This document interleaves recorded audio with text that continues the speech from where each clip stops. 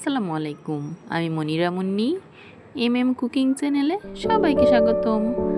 আজকের পর্বে তৈরি করে দেখাবো জর্দা সেমাই বা শুকনো সেমাই রান্নার রেসিপি।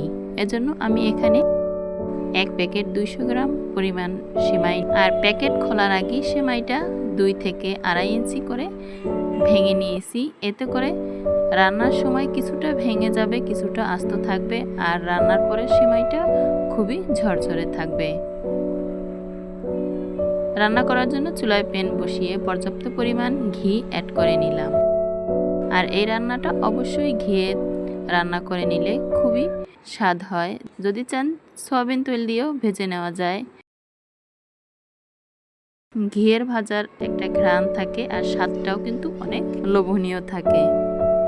ঘিয়ের সাথে অ্যাড করে দিলাম একটা এলাচ মুখ ফাটিয়ে, 2 টুকরো দারচিনি, তেজপাতা,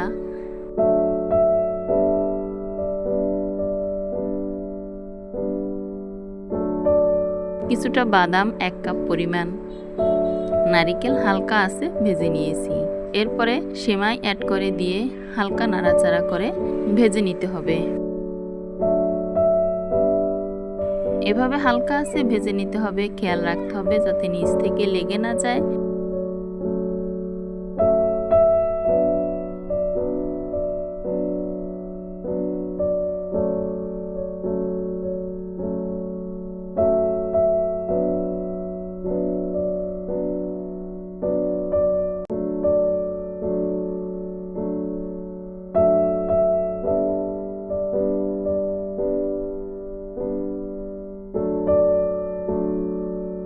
স্বাদ মতো চিনি, পাউডার দুধ অ্যাড করে নিয়েছি। এরপরে উপকরণটা আবারও হালকা আছে ভেজে নিতে হবে।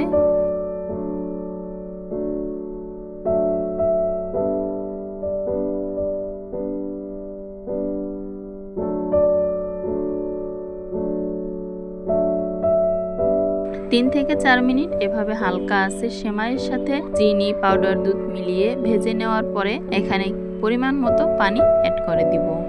এরপরে 2 থেকে 2.5 মিনিট রান্না করে নিব আর চুলা থেকে এরপর নামিয়ে নিব। এরপরে ঠান্ডা করে নিতে হবে। কিছুক্ষণ ফ্যানের বাতাসে রেখে দিলেই কিন্তু সেমাইটা পারফেক্টভাবে ঝরঝরে হয়ে যাবে আর খেতেও কিন্তু খুব বেশি ভালো লাগবে।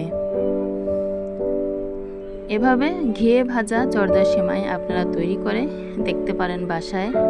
যে যেখান থেকে আমার আজকের রেসিপি দেখছেন, আপনি যদি আমার চ্যানেলে আজ নতুন হয়ে থাকেন তবে চ্যানেলটা সাবস্ক্রাইব করে বেল আইকন অন করে রাখতে পারেন। এতে করে নিত্য নতুন ভিডিও সবার আগে আপনার কাছে পৌঁছে যেতে সাহায্য করবে। একটা লাইক ও কমেন্ট করে আপনার মূল্যবান মতামত জানিয়ে দিতে পারেন।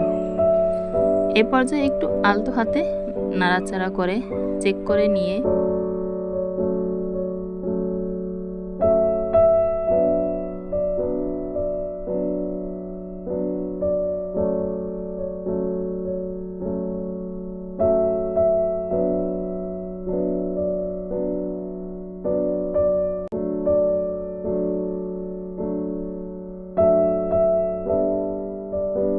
যখনই দেখবেন প্যান থেকে পানিটা শুকিয়ে গেছে, এ পর্যায়ে চুলার জাল অফ করে দিব।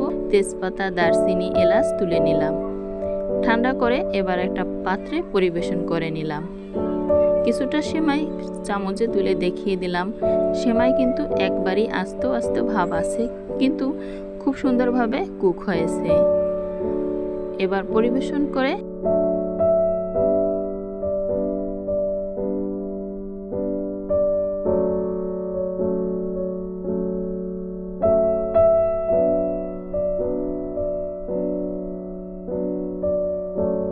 যে যেখান থেকে ভিডিওর শেষ পর্যন্ত সাথেই ছিলেন, অন্তরের অন্তরস্থল থেকে দোয়া ও ভালোবাসা রইল। কতটা পারফেক্টভাবে কুক হয়েছে